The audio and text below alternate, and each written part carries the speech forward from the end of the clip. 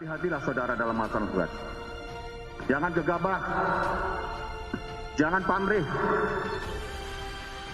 Kalau ingin kaya jangan jadi polisi. Proses hukum dugaan pelanggaran kode etik terhadap Irjen Teddy Minahasa terus berlanjut. Meski sempat menunda pemeriksaan dengan alasan sakit, namun pemeriksaan terhadap 5 orang saksi yang merupakan anggota Polri dari Polda Sumatera Barat tetap dilakukan. Pemeriksaan terkait dengan dugaan pelanggaran kode etik diundur. Ya, jadi untuk IJPTM pemeriksaan dugaan pelanggaran terkait dengan kode etik diundur. Namun karena yang bersangkutan kurang sehat, maka yang bersangkutan minta dilakukan pemeriksaan oleh dokter. Sebelumnya, Kapolri menunjuk Irjen Teddy Minahasa menjadi Kapolda Jawa Timur. Namun dibatalkan setelah Irjen Teddy Minahasa ditetapkan sebagai tersangka atas dugaan kasus jual beli narkoba. Irjen Teddy Minahasa diduga berperan menyisihkan barang bukti narkoba jenis sabu seberat 5 kg. Atas perbuatannya, kini Irjen Teddy Minahasa pun terancam dipecat dari Polri. Tim Liputan, Kompas TV. Lebih lengkap kita terhubung dengan jurnalis Kompas TV Nanda Aprilia di Mabes Polri. Selamat petang Nanda. Nanda, hari ini Irjen Teddy Minahasa menjalani pemeriksaan kasus jual beli narkoba. Bagaimana jalannya pemeriksaan hari ini? Selamat sore Ihsan dan juga saudara, terkait dengan bagaimana proses pemeriksaan hari ini memang benar. Seperti disampaikan oleh kuasa hukum dari Irjen Teddy Minahasa, Henry Yosodiningrat, bahwa hari ini memang ada proses pemeriksaan terkait dengan proses pidana yang menjerat Irjen Teddy Minahasa terkait dengan kasus dugaan pengedaran narkoba. Terkait dengan pemeriksaan hari ini memang disampaikan oleh kuasa hukum tadi bahwa pemeriksaan dimulai pada pukul 13.00 waktu Indonesia Barat bertepat di Provos Polri begitu, yang kemudian hingga saat ini masih terus berlangsung. Terkait dengan pemeriksaan hari ini, berikut penjelasan dari kuasa hukum Teddy Minahasa, Henry Yosodiningrat. Tadi sudah terkonfirmasi bahwa setelah makan siang, setelah sholat lohor akan lakukan pemeriksaan. Oke, berarti hari ini Teddy akan diperiksa, Pak? Ya, akan diperiksa. Oke, persisnya pukul berapa? Terkait kode etiknya atau terkait Bukan, kalau reserse yang memeriksa itu terkait dengan tindak pidana. Ada 1 sen pun dia menerima uang dari penjualan itu, nggak ada. Ya. Dan saya meyakini itu logikanya seorang Kapolda mempertaruhkan segalanya dengan urusan 2-3 miliar itu. Tes dari yang dilakukan oleh polisian, oleh Polri bahwa dia tidak ditemukan pengguna narkoba. Saudara, jika kita melihat bagaimana trik record dari kasus ini, bahwa memang dari kasus yang menjerat Irjen Teddy Minahasa ini berawal dari penemuan dari Polda Metro Jaya, di mana ada indikasi kecurigaan penggunaan narkoba yang dilaporkan oleh warga. Yang kemudian dari dikembangkan dan diselidiki, ditangkaplah 3 warga sipil yang kemudian setelah dikembangkan kembali adanya anggota Polri ternyata terdapat, yakni dengan jabatan Bribka dan juga Kompol.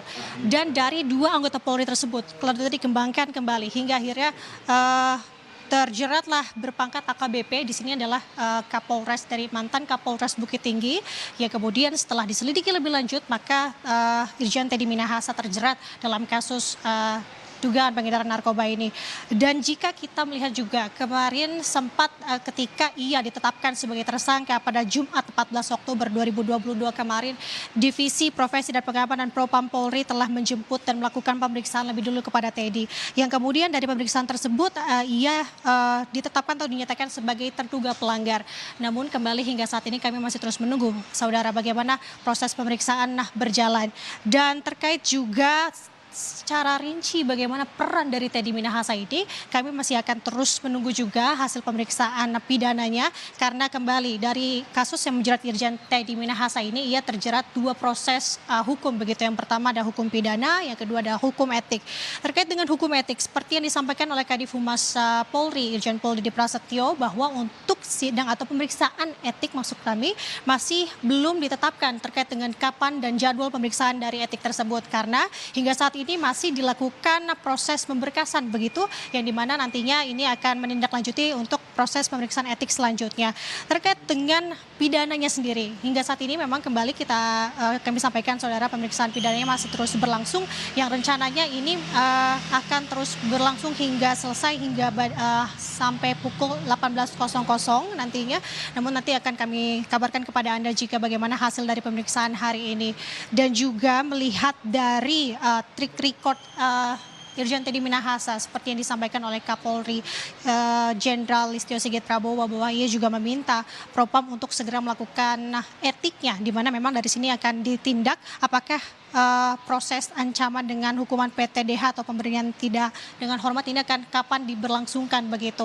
Dan saudara, kembali tadi kita juga sebelum menyiarkan juga kita mendapatkan sedikit pesan yang disampaikan oleh Irjen Teddy Minahasa, di mana pesan tersebut juga menggambarkan 2 poin terkait dengan bagaimana ia menjelaskan dirinya bukan pengedar maupun pengguna narkoba. Dan pesan tersebut juga dibenarkan oleh kuasa hukum Teddy Minahasa, yakni Henry Yosodiningrat, bahwa pesan tersebut memang benar dibuat oleh Teddy Minahasa. Terkait dengan apa saja poinnya? Ada 2 saudara poin yang dibuat. Yang pertama adalah ia menjelaskan bahwa ia bukan pengguna, dan juga yang kedua terkait dengan ia bukan pengedar. Terkait dengan dia bukan pengguna sendiri, ia menjelaskan bagaimana kronologinya sehingga ia dalam proses pemeriksaan tersangkut begitu bahwa ia dinyatakan menggunakan narkotika atau narkoba jenis sabu.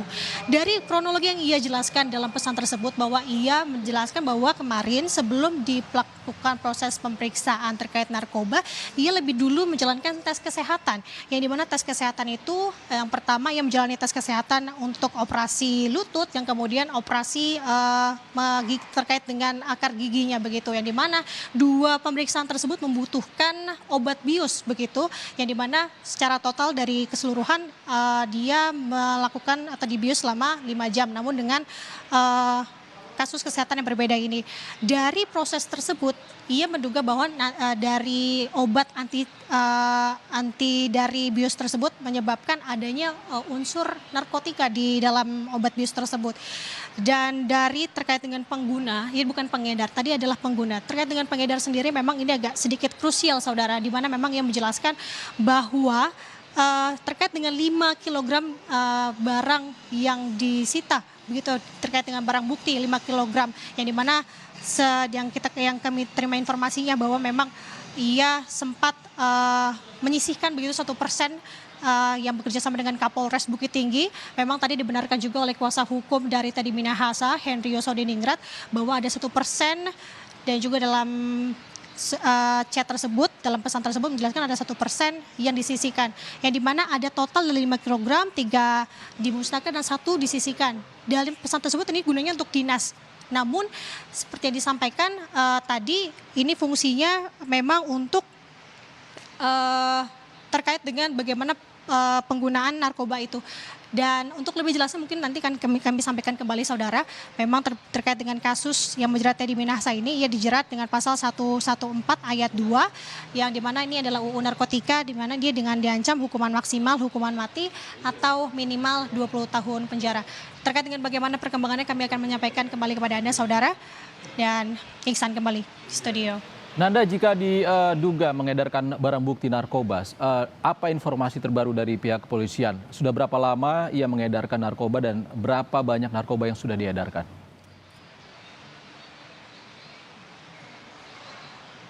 Ya Ihsan, terkait dengan berapa banyak narkoba yang ia edarkan, memang kembali hingga saat ini kami berwawancarai kuasa hukum juga dari Teddy Minahasa, yakni Henry Yosodiningrat. Kembali ia menjelaskan bahwa memang pengakuan dari Teddy ia adalah bukan sebagai seorang pengedar begitu. Dan hal ini juga selaras dengan apa yang ia sampaikan pada pesan chat, menyebutkan bahwa terkait dengan pengedaran narkoba ini memiliki kesinambungan dari pihak Kapolres Bukit Tinggi, dan juga terkait dengan ia memiliki track record bahwa ia pernah ditipu. Sedikit saya jelaskan saudara di sini. Memang terkait dengan kasus ia disebut-sebut sebagai pengedar ini berkaitan bermula bahwa ia pernah ditipu oleh seseorang bernama Linda begitu, di mana Linda ini sebagai informan yang menjelaskan bahwa ia memiliki informasi ada sebanyak 2 ton barang bukti narkoba begitu. Dari hal tersebut berhubungan dengan Kapolres, yang kemudian secara singkat dijelaskan bahwa sebenarnya ia adalah bukan pengedar maupun pengguna. Iksan. Nanda Aprilia langsung dari Mabes Polri Jakarta. Terima kasih Nanda.